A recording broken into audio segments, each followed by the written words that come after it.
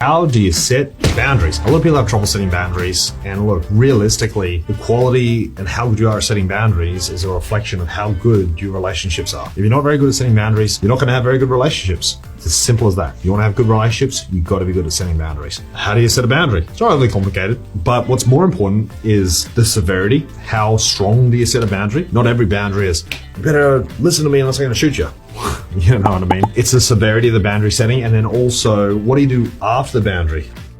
There's also lots of different sorts. So you can set a boundary or you can have a hard conversation. Very different thing. You set a boundary when you feel disrespected. Easy. A boundary, the purpose of a boundary is to honor oneself, not to disrespect others. If other people feel offended when you set a boundary, it's not your concern. A boundary is simply to honor yourself and the value you have when you do it when you feel disrespected. Simple. You do it when you feel disrespected. That could be anything from someone saying an offensive joke and you going like this.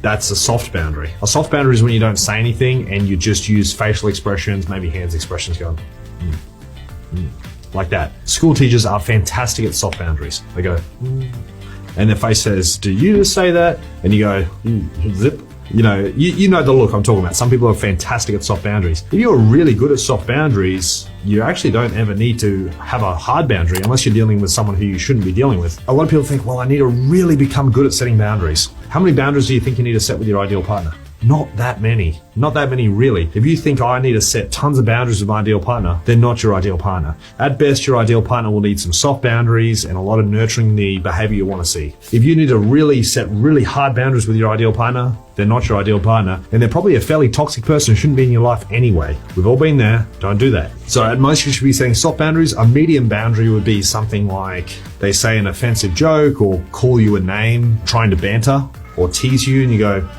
I don't like that.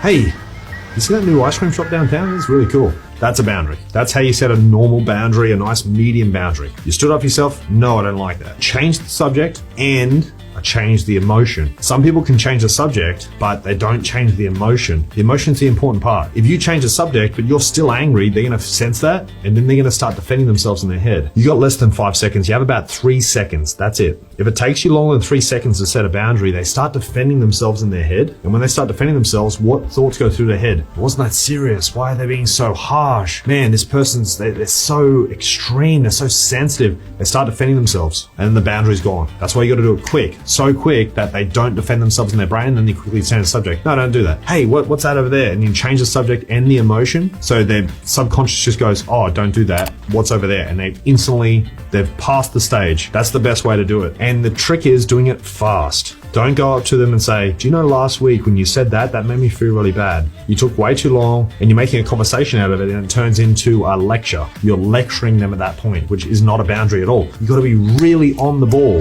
which means you've got to practice. You got to have high standards within yourself. You got to have high confidence, high courage. You got to have that standard really high. So that second that happens, go, don't say that. That's rude. Hey, what's that over there? And you instantly, boom. At the other end of the spectrum, you got really extreme boundaries, which are almost ultimatums. If you continue with this attitude, I'm going to call the police, and things are going to get very serious very quick, which I wouldn't really consider a boundary. That's not the boundary we're talking about. If you find yourself in your life having to set these boundaries, you are 100% in the wrong environment, around the wrong people, and you've made some critical errors in your judgment. 100%. One of the most important skills that you can ever achieve as a human is choosing the right people to spend time with. You must use your brain and choose the right people to hang around, unless your life's not going to be very good. It's very important. So that's how you set a boundary, guys, from very soft boundaries to medium boundaries to the very extreme. Use it wisely, okay? Be fast with it. And remember, boundaries are there to honor ourselves, not to offend others. If people get offended, that's their business, but it's about honoring yourself and your value. Do it fast, do it aggressive. Remember, you deserve the utmost respect. Don't tolerate less. If you like this video, guys, subscribe, leave a comment, like the video, book in a call if you need help. I'm here to help.